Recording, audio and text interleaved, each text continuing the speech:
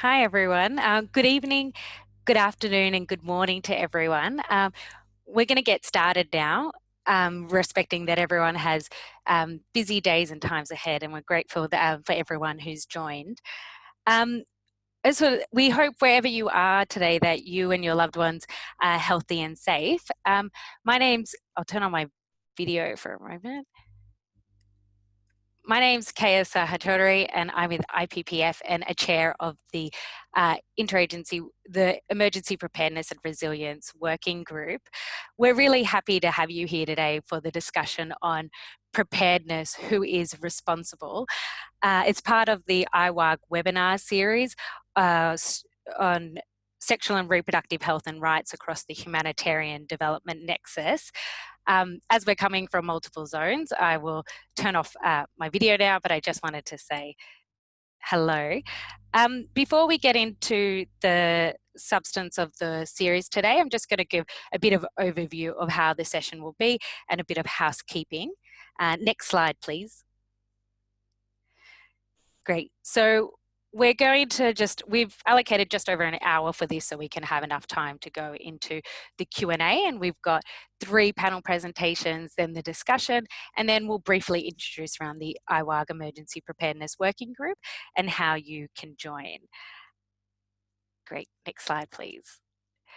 So just because, again, that we're dealing with different bandwidths, we'd really appreciate that everyone keep their microphones and their cameras muted for the whole session. We do really want to hear, though, your reflections and questions. So we ask you to put any of those that you have as we go through the session in the chat box, and we'll have somebody moderating so we can get back to that after we've heard from our panelists today. This webinar is being recorded, and so that we can distribute after the working group for those who aren't able to attend, and so that will be shared with everyone. And as always, we have tested the technology, but it can have a mind of its own, so we just thank you in advance for your patience. So next slide, please. So like I said, we have today a great opportunity to hear from 3 panelists coming from 3 different contexts. We're going to be hearing from Riziel around integrating the minimal initial service package with local government work in the Philippines, followed by Dr. Achal talking about MISP into the midwifery curriculum, and then Dr. Anjum is going to be looking at disaster risk reduction strategies at local communities within Pakistan. And I think many of us know from experiences with emergency response when it is that critical time and there's chaos or in protracted settings of peaking, it's a really difficult time to start new initiatives. And you often look back in emergency to think about, oh, there were those things, you start to identify those things that you think would have been helpful to have in place before the emergency that would have helped for a better and effective response. So I think we're really lucky here today to hear different stories of how people have used that knowledge and experience from emergencies to help them proactively start in their emergency preparedness work. And so with that and further ado, we'll start with our first panelist today, Riziel.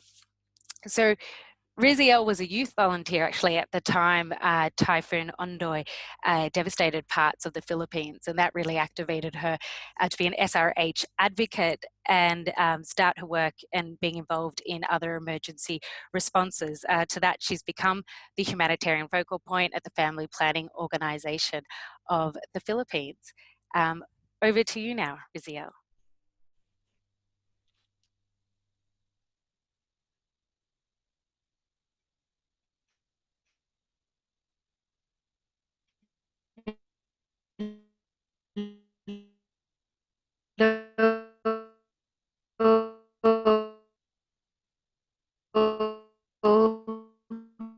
Thank you, Kaya. Good day, everyone. So, this package for sexual government units in the Philippines. Next slide, please. First, next slide, please. Yeah. So first, let me share who is Family Planning Organization Organization of the Philippines. FPOP is a leading national volunteer organization providing quality sexual and reproductive health services to Filipinos, especially the marginalized sectors. It has 12 chapters who conduct business by 17 operating clinics and outreach services in partnership with private and public health facilities and community organizations at 10 regions across the country. Founded last August 4, 1969, a key implementer in youth-friendly SRH services and has an active network of community-based volunteers and work with marginalized groups such as LGBTQIA+, and people living with HIV. FPOP is an affiliate of the International Planned Parenthood Federation. Next slide, please. Next slide, please. Okay. So, as an overview of disaster context in the Philippines has a high vulnerability to natural hazards, which are attributed to the nation's geographic position in Southeast Asia. Yearly, the country experiences almost all forms of natural and human-induced calamities. In terms of disaster risk, Philippines rank third among all of countries with the highest risk worldwide according to the World Risk Report 2018 with index value of 25.14%. Due to the susceptibility of the country to disasters, the government addressed the issue by passing a Republic Act 10121, also known as the Philippine Disaster Risk Reduction and Management Act of 2010, which shifts the national disaster risk management approach from mere response to preparedness. This law provides a comprehensive, all-hazard, multi-sectoral, interagency, and community-based approach to disaster risk management through the formulation of National Disaster Risk Reduction Management Framework. Next slide. Next slide, please. Thank you. FPOP experiences in implementing MISP. Because of the disaster-prone area in the Philippines, very few people would consider sexual and reproductive health as a serious concern in these difficult times. Priority is given to the provision of basic necessities like food and clothing. Then, FPOP realized the need to address and attention must be given to pregnant and lactating women and children because their inherent vulnerability puts them in the highest risk group, and failure to attend to their needs could lead to their untimely death. During the 2009 when Typhoon Ondoy and Pepeng hit the Philippines, there was no formal structure for the response teams, nor government partner, nor was there any Department of Health representative. The main collaborating agencies, namely UNFPA and FPOP, who has been exposed to MISP through several Sprint Australian aid funded trainings at that time. This was the introduction of the MISP into the realm of humanitarian response of FPOP and has provided the framework for multi-sectoral collaboration between government agencies and other NGOs, INGOs on the ground. FPOP's strong advocacy and service delivery program at the national and local levels, IPPF's strong youth programming was well entrenched within FPOP. FPOP built on their cadre of youth volunteers to augment its humanitarian operation since its first humanitarian response up to present. Next slide, please. However, as emergency response should be the responsibility of the government, there was a need to formalize the incorporation of the MISP as part of the National Preparedness Plan. Now, there are several laws mandating the implementation of MISP, like in the Implementing Rules and Regulations of Magna Carta of Women 2009, and after 14 years of being stuck in Congress due to strong Catholic opposition, the Reproductive Health Law, a Responsible Parenthood and Reproductive Health Act of 2012, was finally passed last December 21, 2012. The inclusion of the MISP as a provision in the implementing rules and regulations of the RH law began with the draft submitted by FPOP during the time the RH bill was being drafted and debated.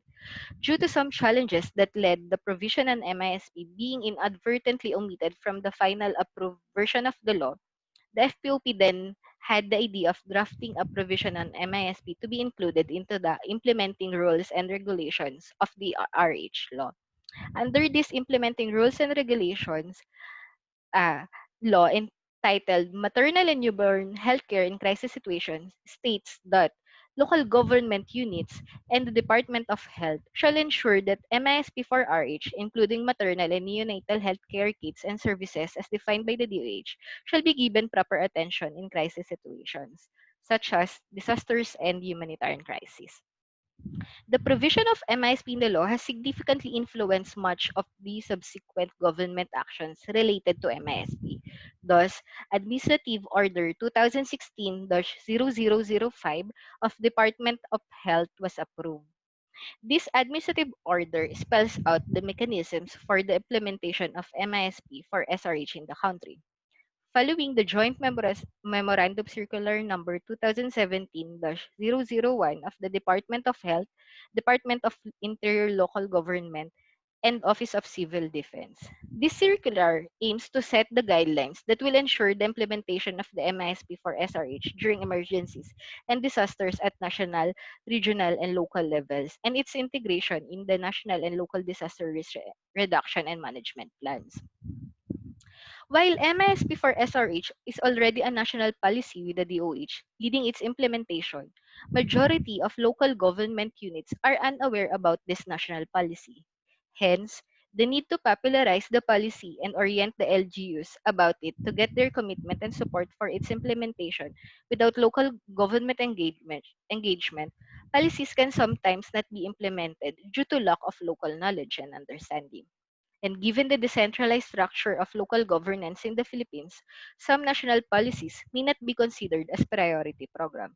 Some of the challenges for the implementation of MISP for SRH is also hampered by the pro-life beliefs of some political leaders who strongly oppose any program with family planning component. Next slide, please. As an intervention, through the Sprint Australian Aid Fund, FPOP's unique role focuses on the preparedness phase in the response to help FPOP chapters work with local government units to integrate MISP to their local DRRM plan.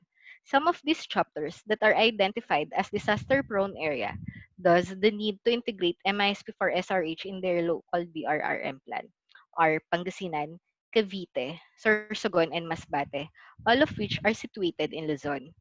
Citing the success of Masbate in integrating MISP for SRH in their local DRRM plan, its journey began during a MISP orientation with different local line agencies, like City Health Office, City Social Welfare and Development Office, City Disaster Risk Reduction Management Office, and other CSOs who are working on the ground.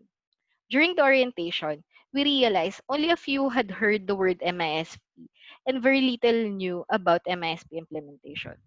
During this orientation, they expressed the need and their interest to learn more about MISP for SRH implementation through capacity buildings and trainings. What the FPOP chapters do to push forward MISP for SRH in the area is to introduce this policy to the LGUs through a brief orientation. Afterwards, they schedule a sustained capacity building. The capacity building targets individuals and on officer level as participants as there are the ones who do the implementation in their area. And post-activity review or follow-up on their action plans. Next slide, please.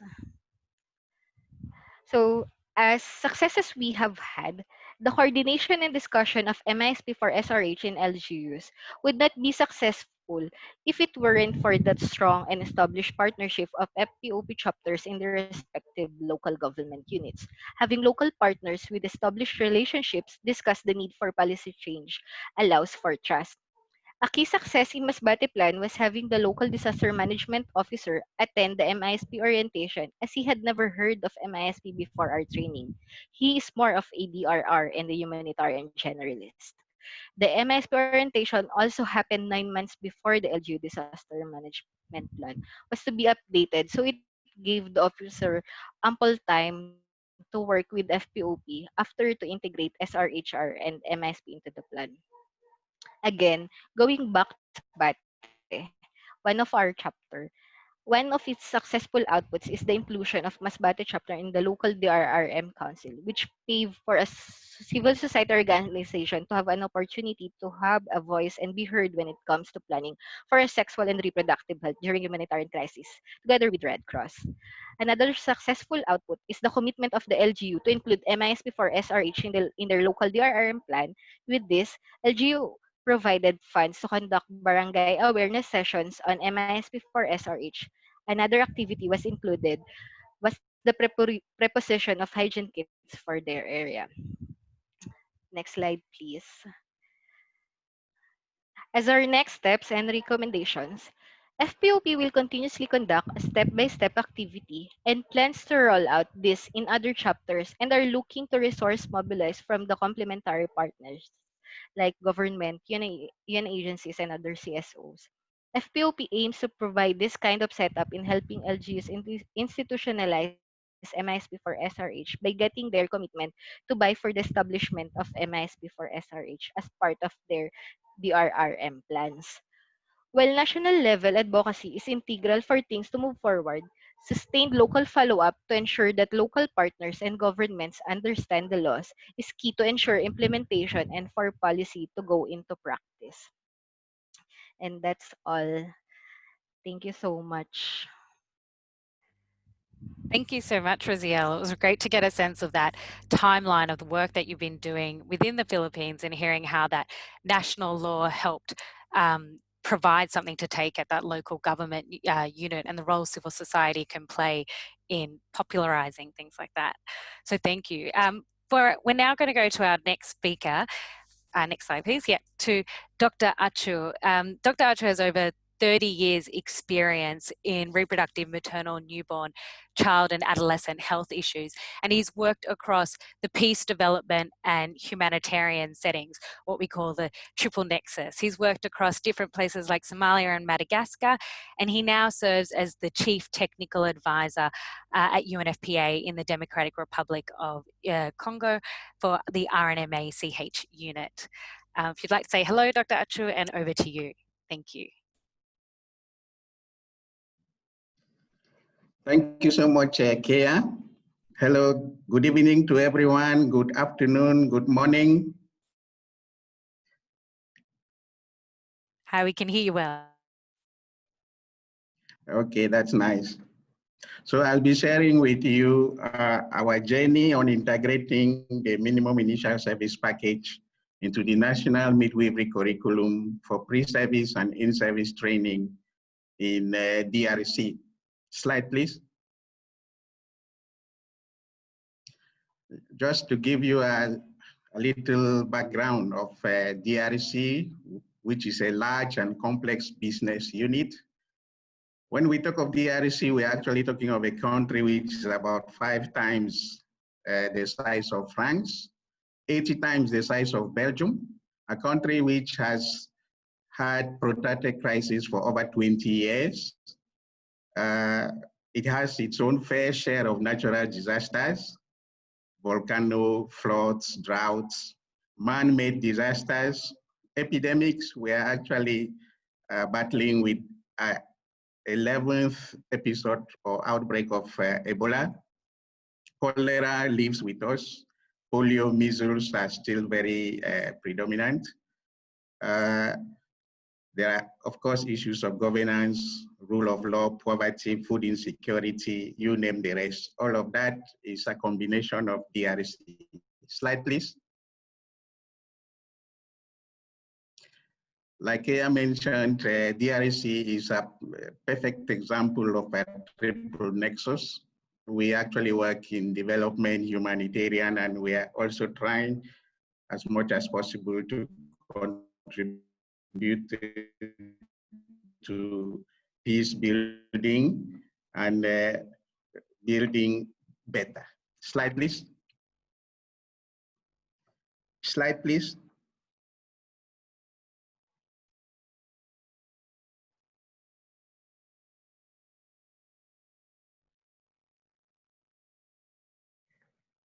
This slide actually talks about the solid presence of UNFPA in the field. You find in blue program areas or provinces which are actually covered by UNFPA's programs. Let me remind you that DRC is made up of 26 provinces.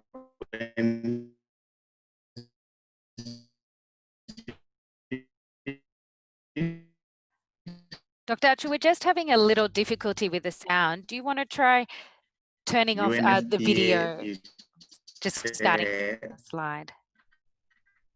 Sorry to interrupt. Thanks.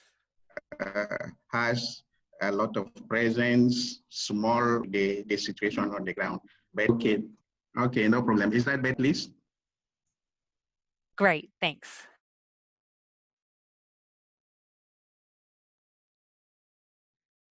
Next slide, please.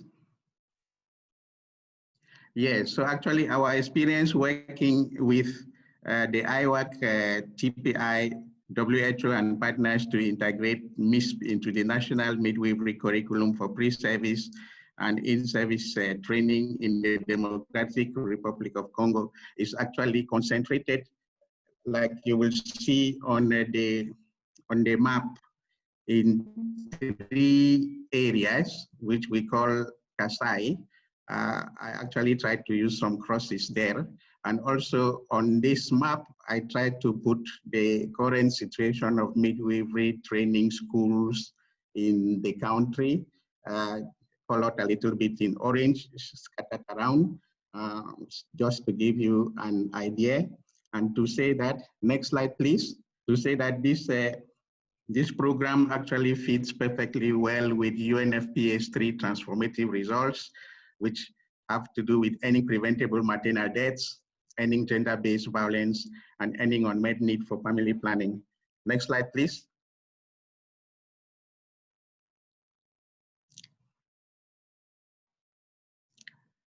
Yeah, on this slide, I tried to come back on the issue of our midwifery program, how this project actually fits into the midwifery program and the vision which UNFPA has for midwifery. Look at the situation on the left, 2018, that is the situation with midwifery institutions spotted all over. But our vision is to get by 2024, the whole country covered with quality midwifery institutions. Slide, please. So the journey actually started with a visit to Kinshasa by our colleagues of IAWG and WHO. During that visit, we actually had the opportunity to really reach consensus on midwifery schools that we were going to consider for the pilot phase of the project. Next slide, please. After discussions, therefore, in Kinshasa, we decided to move down to the provinces, starting with the Kasai Central Province. Actually, this enabled us to be able to palpate the situation on the ground. During a field visit, you find that we were holding meetings with the health authorities and other stakeholders to be able to listen to them, prioritize the needs which were on the ground, and of course to adapt our response to pressing needs, and also to get appropriation from the local authorities. So the team which went down to the field was actually comprised of our colleagues from IAWG, TPI, WHO, UNFPA, and the Ministry of Higher Education and Universities. Various stakeholders, like in Kasai Central, you find that we actually met also with midwifery students. We visited the institution to be able to see what was it in terms of palpating the quality of the trainings in the midwifery institutions, looked at what the skills labs had to offer. Next slide, please. Of course, from Kasai Central Province, we moved over to Kasai Oriental Province Same scenario, some pictures there just to give a little bit of how the situation looked like on the ground. Sorry for the poor quality of some of these pictures. Actually, they were taken in the night. We actually got to Mbujimai in the night, and because of issues related to logistics as well as transport. You may need to know that to move from one province of DRC to the other, you have to go by flight, and at times using humanitarian flights. If the weather condition is not very favorable, you have to wait for hours on ending. So that is actually what happened, and we found ourselves getting to Mbujimai in the night, and we had to leave the following morning. So, but we did our best to be able to still go through meeting with authorities, visiting the midwifery institution, and also getting a feel of what the training, especially in terms of the laboratory, looked like. Slide, please. Just at 8 minutes, Doctor.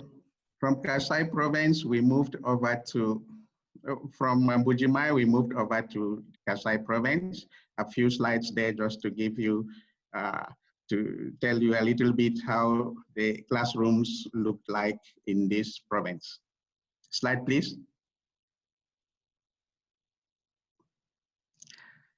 So after this, after putting all of this together, we actually seized an opportunity which was existing, and it was that of revising the midwifery curriculum.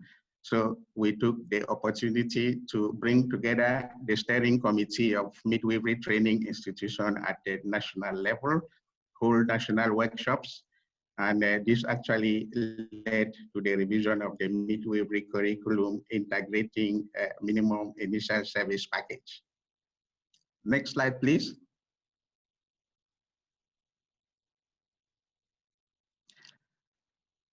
Yes, I actually like this slide very much because it actually demonstrates what the situation was, for example, on the left, and then what it became afterwards. For us to be able to do quality midwifery, we need to rehabilitate. So you find that, for example, 3 of the midwifery institutions have been rehabilitated, and they have also been very well equipped. Next slide, please.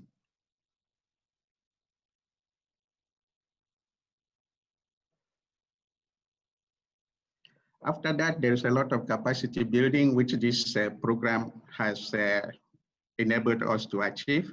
Training of midwifery tutors and mentors, as well as the provision and provision of equipment and demonstration on how to use this equipment, especially the mannequins. Capacity building continued. Next slide, please.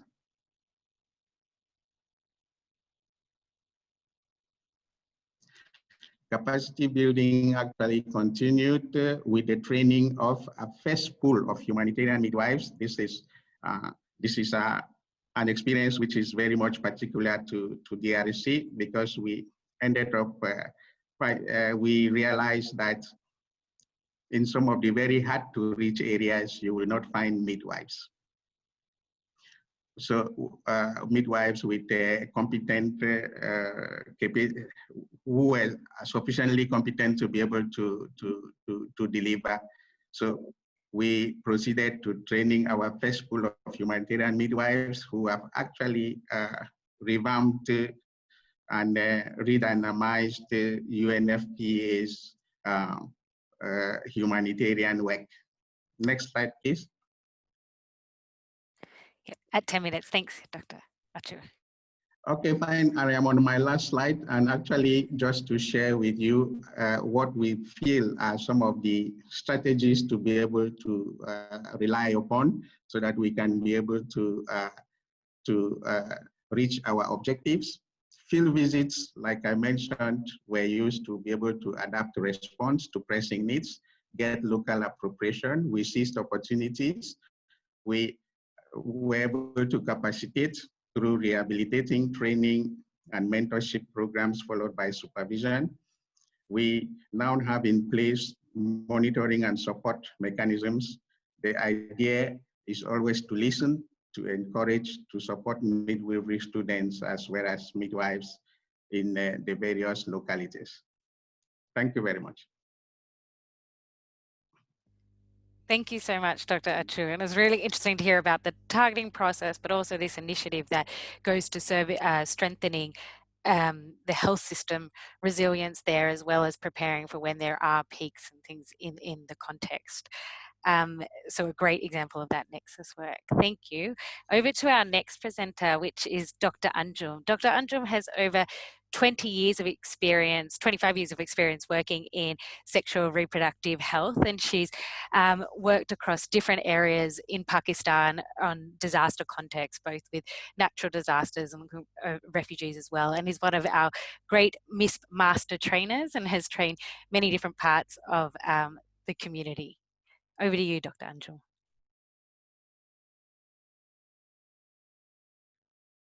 Good morning, good afternoon, and good evening for all the participants.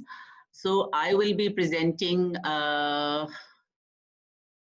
be presenting a project that was implemented on sexual and reproductive health and disaster risk reduction strategies for local communities in crisis-prone provinces of Pakistan through support of Women Refugee Commission, CDC, and implemented by Rahnuma Family Planning Association of Pakistan, who is a member association of IPPF. Next slide, please. So the operational areas were 3 provinces of Pakistan: Punjab, highlighted in green, then there was KP, Khyber Pakhtunkhwa, light violet, and Sindh also lower down next to Balochistan. Next slide. If you see, Pakistan is among the most disaster-prone countries in South Asia and has suffered an estimated 18 million damages during the past decades. It is regularly facing national disasters and affecting millions of people, and has got a long-standing disaster risk management infrastructure. Pakistan has also been ranked in the Climate Vulnerability Index as 8th among the 10 most affected countries by extreme weathers. It has got high maternal and newborn mortality rate and a high unmet need for contraception. And if you see the human index, Pakistan is positioned as 150 out of 189 countries, and is performing low on the global gender gap index report of World Economic Forum 2018. Yes, next slide.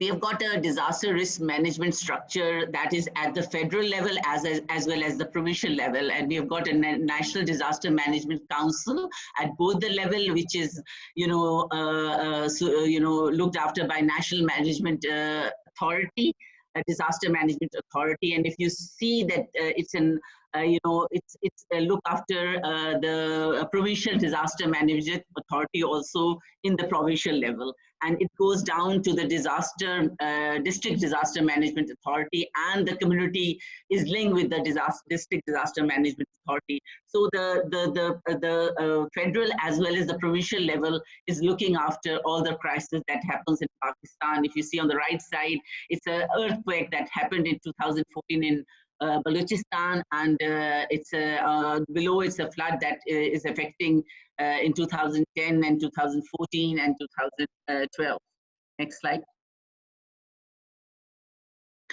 The initiative that I'm going to talk about, Women Refugee Commission partnered with IPPF, as I shared, Rahnuma FPP, a member association of IPPF, to undertake a community-based sexual and reproductive health and gender preparedness initiative in selected disaster-prone communities of 3 provinces, KP, Sindh, and Balochistan, and Punjab. Next slide.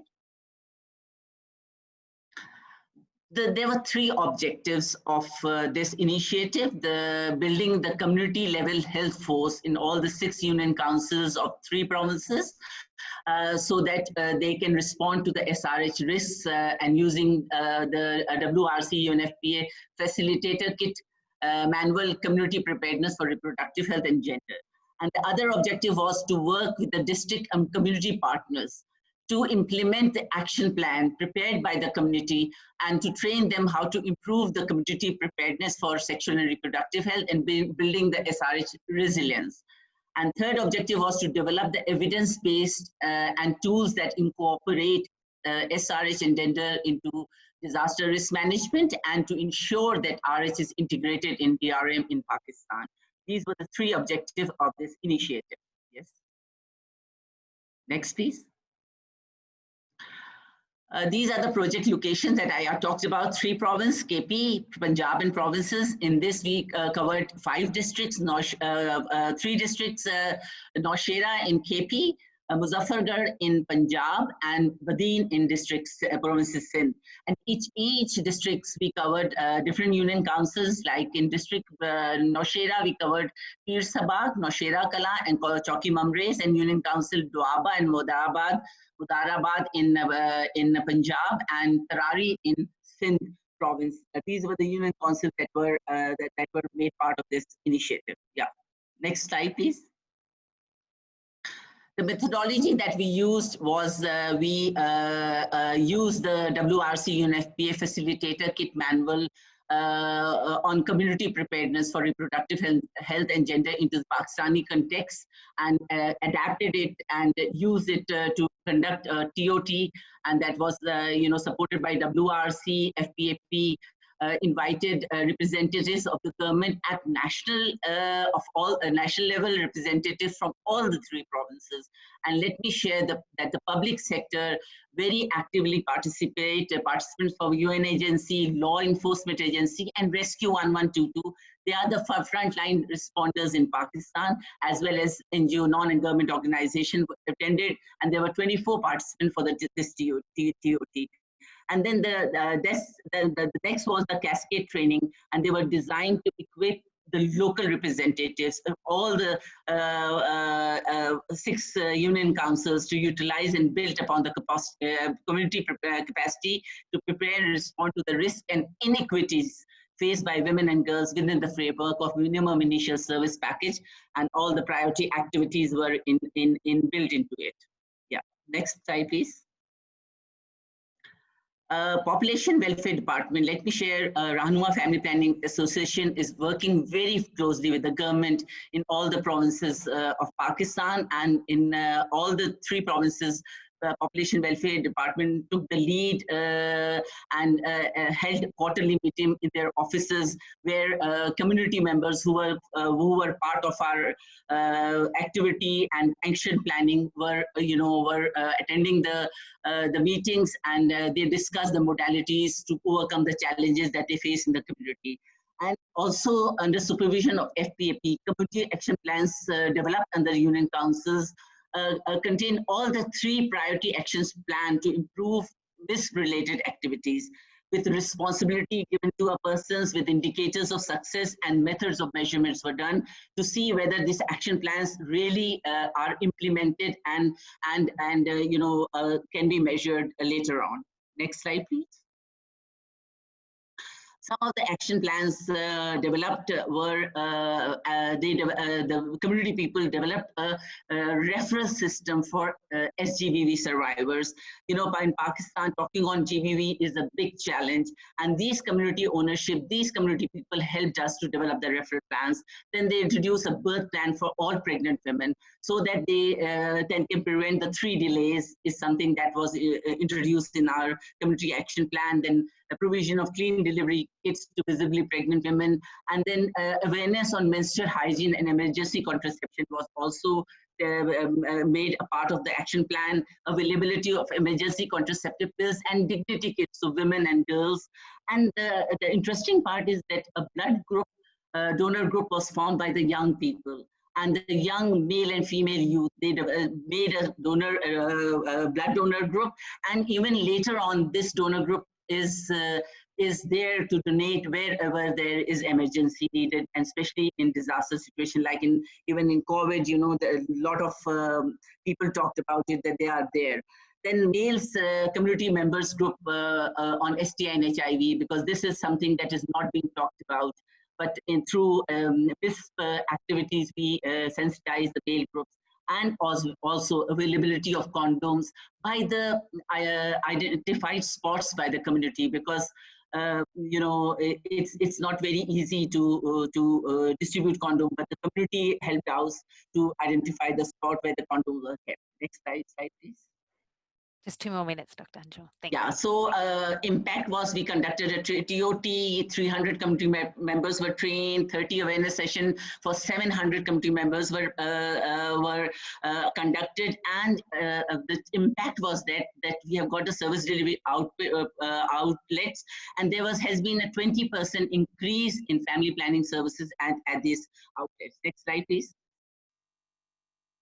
So a lot of trainings, and one thing that was done, that FPAP signed an MOU with National Disaster Management Authority to collaborate on the trainings and disaster response, and this was done through this initiative. Next, please.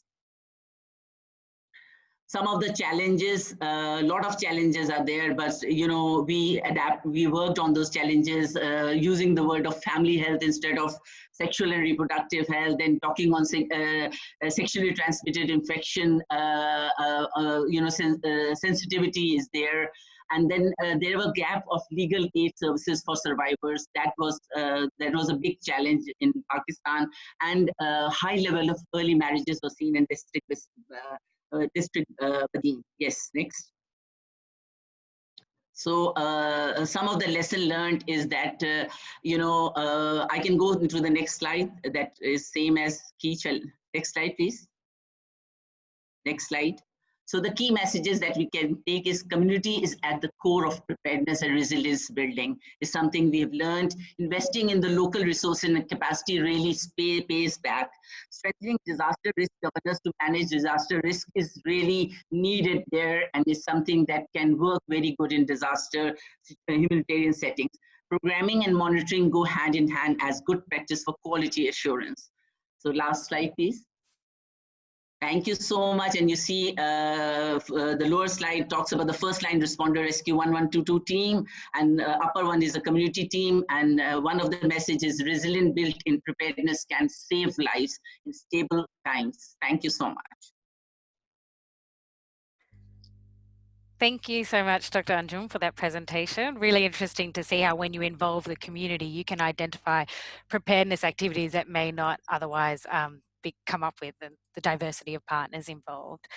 We're now open to question and answer, and I do realize I'm sure people wanted to hear more from our panelists. So this is a chance to ask questions that you saw from the presentation and raise anything you'd like. We do already have one that's come in, and it's to Dr. Achu, and I was asking if you could talk a minute about the training that you were mentioning regarding with midwives, and whether you feel this training could be scaled up and how you think that could be done. Over to you, Dr. Achu. Okay, thank you very much for this question. I really feel I'm so happy talking about our humanitarian midwives. We call them humanitarian midwives. Maybe well, that's for us, we feel that that's the way to call them. We've actually been answering this question lots of times. Do they have a different curriculum other than the other midwives? Yes, in a sense. These humanitarian midwives have actually, they really master minimum initial service package. And this goes back to why we were introducing minimum initial service package in as a whole package of its own into the midwifery curriculum, because the midwifery curriculum actually touches on the normal training of midwives, actually touches on several aspects of this curriculum, but we now have an opportunity of bringing this package as a whole package into which a lot more emphasis is laid during the training. And actually, humanitarian midwives are midwives who are already working on the ground, but we bring them out and they followed an intensive program. In UNFPA, we have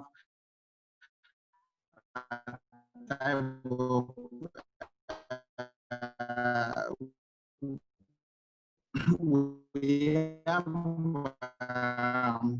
a training, and this training usually drills to be on a emergency and humanitarian preparedness and response. So these aspects are usually not present in the training of midwives, but we now have an opportunity during this program to be able to drill these midwives and strengthen their capacities in a minimum initial service package. And they are good to go to work in situations of emergency and humanitarian response. And like I was saying, UNFPA is very proud because the first batch of 30 that was trained actually produced lots of results, and they revamped the UNFPA's humanitarian work in DRC. Over. Thanks so much, Dr. Achu. We've got another question that's come in, and this is asking again to the Philippines and in DRC. Were there any unexpected lessons learned and challenges that you faced, and how did you overcome them? For instance, were there any unexpected stakeholder or activities that helped enable and advance your work in preparedness? We'll start with you, Riziel. Yes, thank you, Kaya. So, with the experience of FPOP here in the Philippines, some of the challenges that we faced is that the political will of the persons who were seated in their position. That's one of the biggest challenges that we are facing. But then, due to the constant and strong advocacy of our chapters and seeing the presence of FPOP providing sexual reproductive health services even in normal and humanitarian times, we surpassed these challenges that we had. Yes. And, Thanks, Riziel. Dr. yes. Achu, did you want to add anything?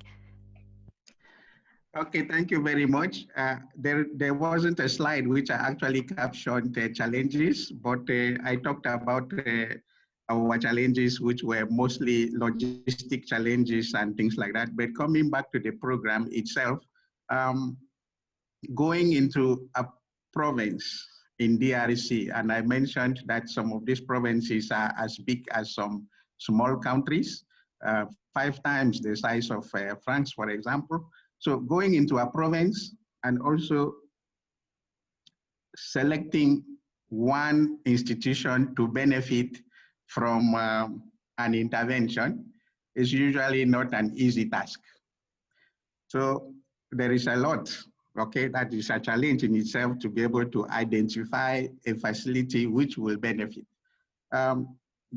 In DRC, there are several training or midwifery institutions, but most of these institutions are not recognized by the state, neither are they recognized by UNFPA because they don't meet the necessary criteria.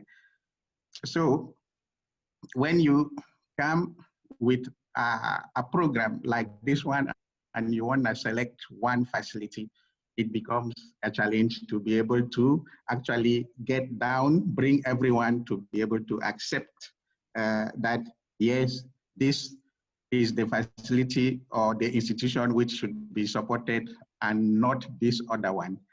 You may also find that some politicians will be encouraging for one facility, the Ministry of Health for another facility, but having the Ministry of Higher Education and Universities with us during this during these trips, actually, and also explaining better what was it that was expected, and also reminding those other stakeholders that they needed to adhere to the standards for the training, were actually some of the ways to be able to go around this and to be able now to select the facility.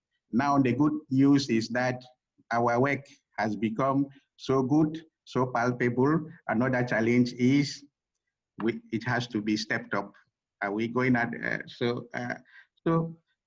we are some sort of becoming a prisoner of our good work. So, which is in itself another challenge. But the good news, we are actually happy that this program came on board. It is actually doing a lot to be able to improve on quality of midwifery training in the DRC. Over. Thanks, Dr. Achu. That is a good challenge to have, that's recognised. We've got two questions now for Dr. Anjum from Pakistan. The first was around why in Sindh province only Badin district and one UC selected, and some of the criteria for that selection. And then after that, we have another question, Dr. Anjum, too, about at the community level, how did you ensure representation and participation of marginalized groups? Thank you. Okay, so first talking about why we selected Badin and why we selected, one UC. Actually, if you see our presence across Pakistan, we have got our program management office in Badin, and we have got community engagement, community involvement, community interaction, youth interaction in these districts. But it was a pilot project which we piloted in Badin district and selected one of the UCs which was affected in floods. So it's a pilot. Now we have extended the services to Tharparkar districts and to Vichy districts, and we are going into other districts also in Badin. And regarding the next, other question is about the community engagement. Let me share that FPAP has been working in Pakistan for last 6 or 7 decades, and our community engagement, community involvement, community interaction is something very, very closely being worked upon. Our young people, who have got a big group of peer educators of young people, are in the community, and they talk about, they are capacitated to talk on SRH issues of young people. So this community strengths and community advocates were someone who really helped us in engaging the community in all the 6 union councils that we selected in 3 provinces.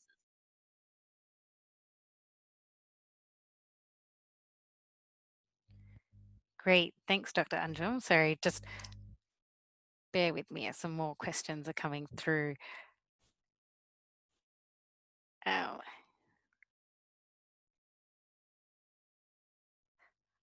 I guess one question that's come up, and as I was listening to everyone's different presentations, was it was clear the impact, obviously, investment in preparedness can come, and you had different resources that supported your work. So referred, I think, to the mistraining materials and resources that many of you used in raising that awareness. Can you talk, I guess, in terms a little bit more about some of those and enabling factors and what resources were helpful and most supportive in being able to push forward your preparedness work? Riziel, I'll start with you. So it's for me, Kia? It's for all the panelists there, but yeah, so Dr. Anjum, go, and then we'll follow with Riziel. Yeah, so regarding the enabling environment, when I talked about our MOU in this National Disaster Management Authority, they are the body in Pakistan who are looking after the environment and as well as the disaster. So, then we had a reproductive health working group with all the stakeholders, which included UN agencies, NGOs, government were representing. They are the people who were trained on minimum initial services this package. And in 2014, this was strengthened. Now the RH working group is actively working, not only in government sector, but also in other NGO sectors also. And they are representing their, they've got an annual action plans for any upcoming disaster. And the other enabling environment is about our presence, our volunteer structure, our big group in the community are the people who are advocates for SRH in the community. And especially in disaster where SRH in crisis is being ignored. So they are the people who are advocates asking for SRH services. I think these two factors has really helped us engage the community. Thanks, Dr. Anjum. And Riziel, did you want to add anything there? Yes, it's just like in Pakistan. We do have also a reproductive health coordinating team at the national level. And given the joint memorandum circular order, this circular is to set a local reproductive health coordinating team as well in different levels. That's why the close coordination of FPOP in this coordinating team, together with government agencies, other NGOs, and UN agencies, are very big help to do and implement MISP at the national and local level. Also, the structure of FPOP as community-based volunteers, a widespread volunteers at the ground. I think that's the enabling factors that could help and implement MSP smoothly at the ground. Thank you. And I think we have just two more questions. One again for Dr. Anjum was about how do you make sure, I guess, at the community level, inclusive of marginalized populations, like LGBTIQ communities, people living with disabilities? Yeah. So if you see our working structures that we enroll disability people in organization, and these are the people who are enrolled, and we strengthen their information, their services. We extend our mobile camps to disability people organizations. We work with institutions working with disability and extend the SRS services to the institution so that disabled people can get SRS services. More of our service delivery outlets, all of them in the rural as well as in urban setting, are user-friendly for disability people. All the infrastructure are user-friendly for disability. We are also working with the vulnerable population like transgenders, female sex workers, young people who are vulnerable for a number of SRH issues. So we are working very closely. We have got young peer educators, transgender peer educators who talk to their peer groups on SRH. So we are extending services, we are raising their awareness, we are linking them with all the stigma and discrimination, removing that stigma discrimination, talking to them through value clarifications is something we are doing for the vulnerable groups. Thank you. Great, thank you, Dr. Anjum. I think another question that we often get is around, for organizations wanting to start in this work, or wanting to know how do you initiate in preparedness. What are the recommendations for organizations looking to implement similar programs? And this question I'll start with Dr. Achu. Okay, thank you very much. Let me link this to the issue of opportunities or enabling factors. Well, the factors which with the proper scanning, one can be able to recognize and then go towards those. In the case of DRC, for example, an enabling factor for us was the opportunity which was existing to revise the midwifery curriculum. The midwifery curriculum had been on for more than 10 years and a lot had been happening. It needed to be updated. So this was something which was pending, and actually UNFPA, working in collaboration with the other stakeholders, this was something which we were considering to do. So we used this opportunity which was available to revise the curriculum and then to go ahead and make sure that the minimum initial service package was actually included as a package on its own, as well as also making the curriculum to be more friendly. In university terms, they talk of LMD. So this has to do with the grading and also career building in midwifery. So all of those were taken into consideration. It was an opportunity which was seized. Also, we approached the steering committee. DRC has a steering committee which looks into issues of training at the higher institutional level.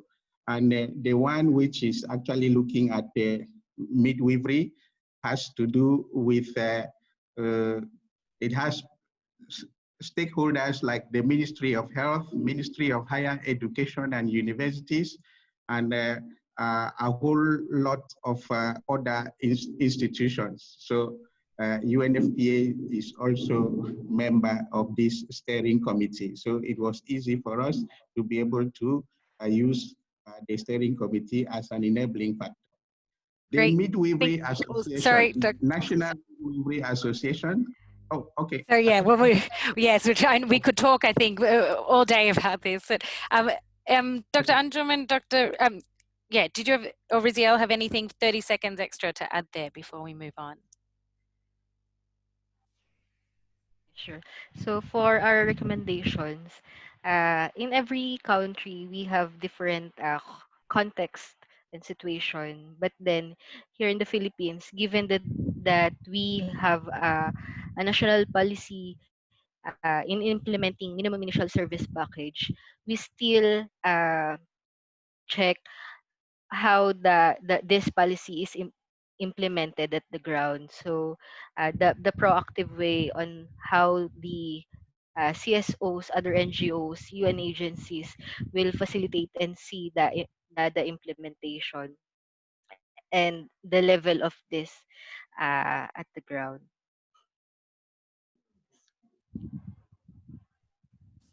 Thanks, Riziel. So Kian, the message for inclusion and the preparedness is that community engagement is the core of preparedness and resilience building.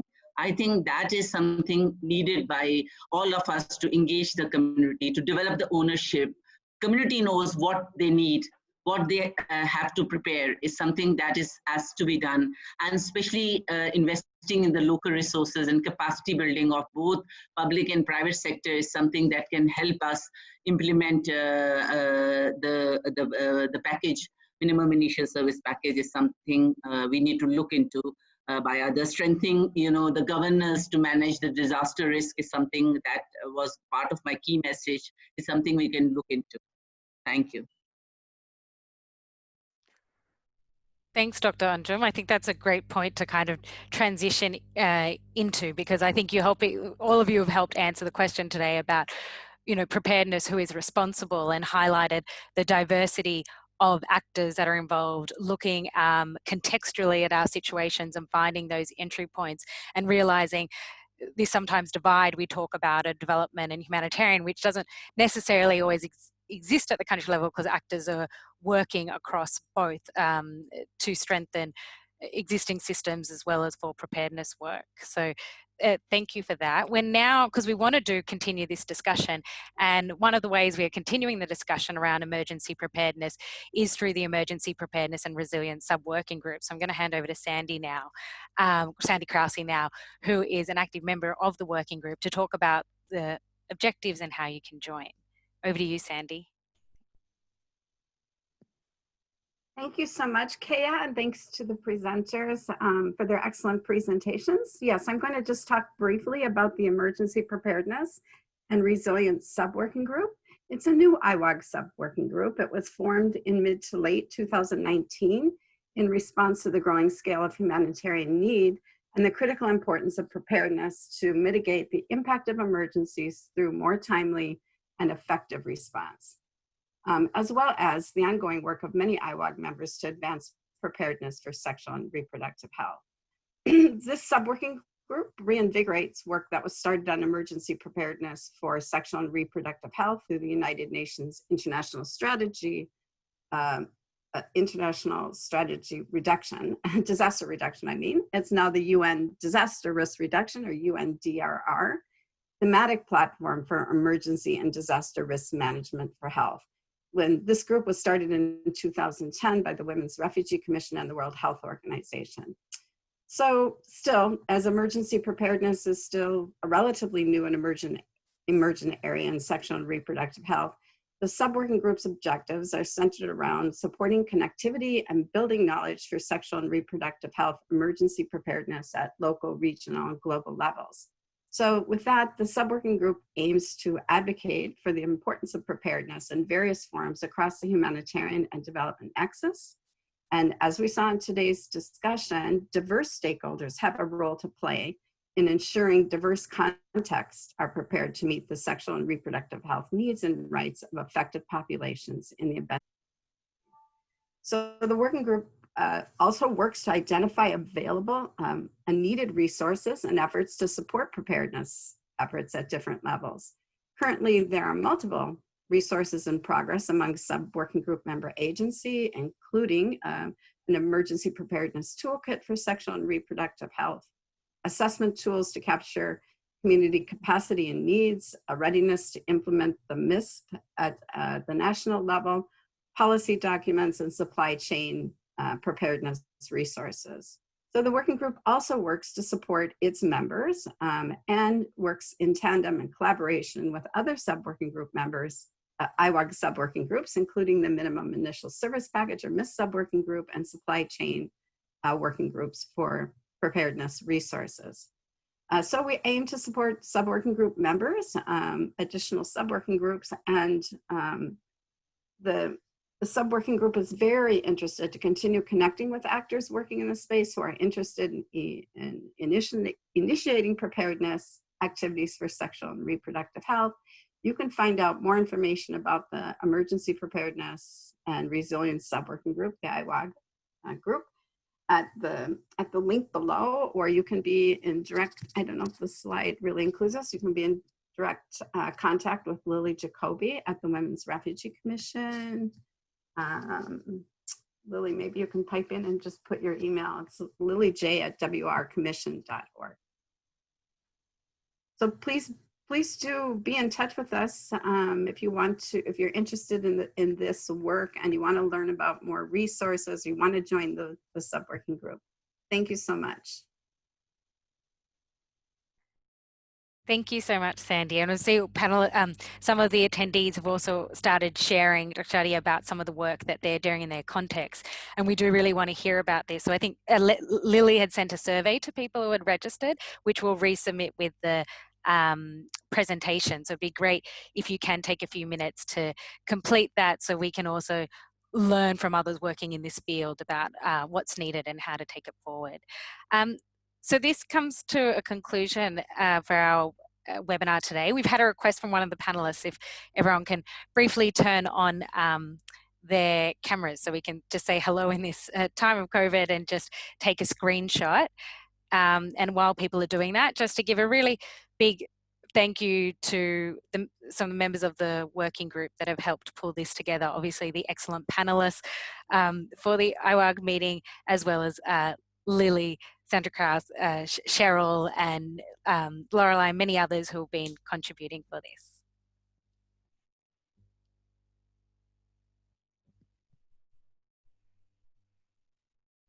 If people want to turn on their cameras, otherwise.